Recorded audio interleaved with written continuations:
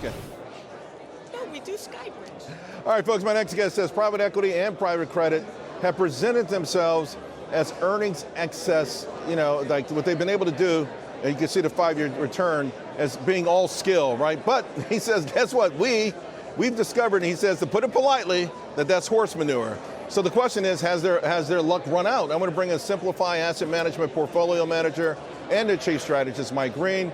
Mike, so is the jig up? And if so, how did this happen?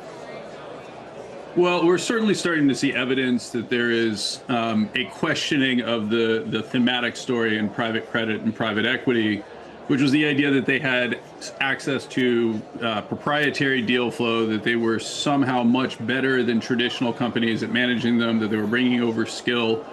That led to claims of returns that candidly cannot be supported by looking at equivalent companies in the public equity markets. Many people have flagged this and highlighted it as things like volatility laundering.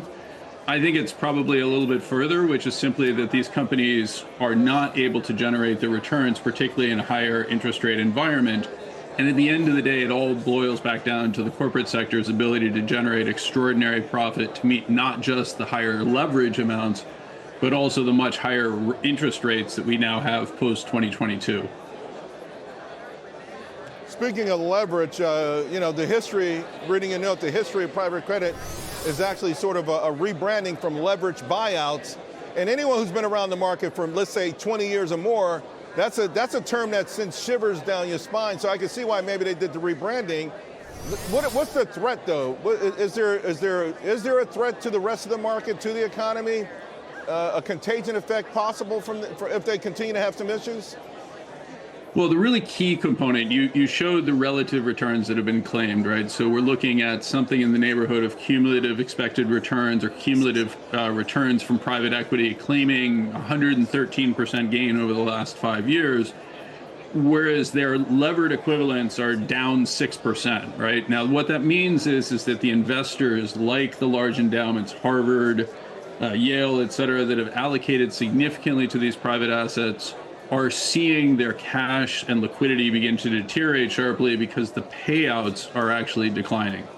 This is a warning sign that the returns really aren't there, and that if we mark them to market properly, there would be much less return. Unfortunately, that also exposes banks. We're seeing this now in regional banks who have been competitors in many situations to the private credit firms.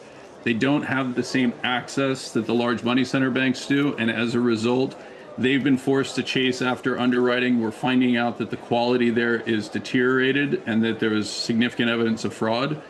And anytime you start seeing that tightens up credit conditions. Unfortunately, the average American and the average small business is going to be the first one to suffer from this. You bring up these Ivy League schools. I know they were trying to sell. I read many articles. They were trying to sell. And they were having trouble maybe getting out of some of their private equity investments. This, as private equity is now being promoted for 401ks.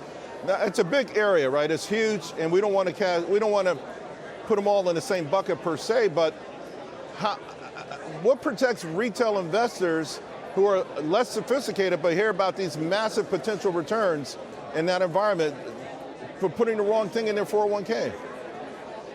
Well, I mean, the simple answer is regulators are supposed to protect you from this. Unfortunately, regulators are subject to lobbying activity, and the funds that have been raised, the incomes that have been generated in private equity and private credit are substantial enough that we're seeing extraordinary amounts of lobbying activity to try to push this into the 401ks.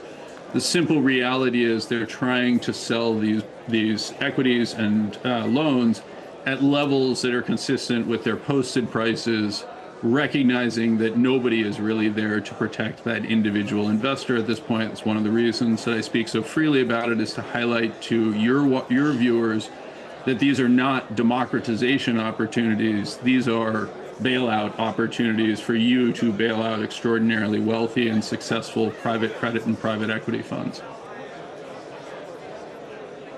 Well, I got to tell you, that is an extraordinarily powerful statement you just made there, Mike. Get back to New York next week or so. Hopefully you can come in studio. Let's build on this because, I think it was Groucho Marx that once said any club that would have him as a member, he didn't want to be a member of. So I get a little leery too when all of a sudden private equity wants to be so, magnanimous and offer the public all of their stuff. Thank you so much, Mike. Let's talk again soon. Always a pleasure, Charles.